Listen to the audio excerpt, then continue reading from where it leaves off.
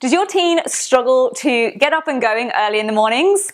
Or maybe they kind of just about rise, but there's not a huge amount of shine going on.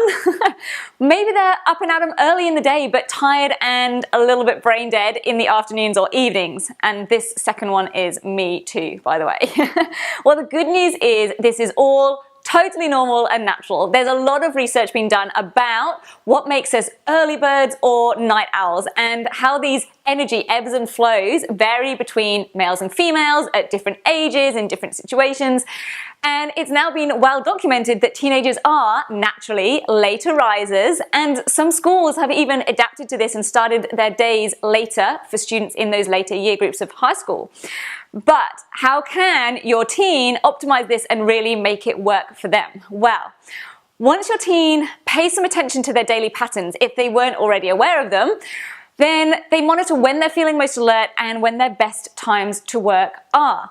Then they can take action to make these their power hours and really maximize their productivity. That means ramping up their focus at these times, removing any distractions that might slow them down or disturb their concentration during these times and power hours, giving themselves specific time bursts and specific tasks to get through in that time is also going to help. They should also make sure that they're tackling the trickiest tasks and those that require the highest levels of cognitive thinking and processing. Now, this includes any creative tasks as well as those involving analysis, synthesis, and evaluation skills. Other more straightforward tasks can then be done in those lower energy times of day so that at those busy times of year, those ticks are still being marked against the to-do list.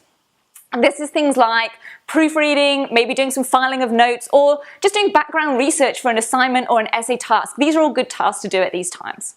So have your teen get clear on their high energy, high focus times of the day and make these their power hours. This will then help them achieve their best possible grades by having them produce their highest level work at their highest performing times and get those tasks done more efficiently as well. And then perhaps they'll even have a little more time to perhaps relax and recharge at those lower energy moments too. So I'm Katie Price, Great Transformation Expert, and I'd love to hear from you. Let me know whether your teen is an early bird or a night owl, and tell me, what do they do to already maximize those power hours? Scroll down, tell me in the comments, and then if you're not already watching this on my blog, head over there for plenty more hints, tips, and strategies to help your teen study more effectively.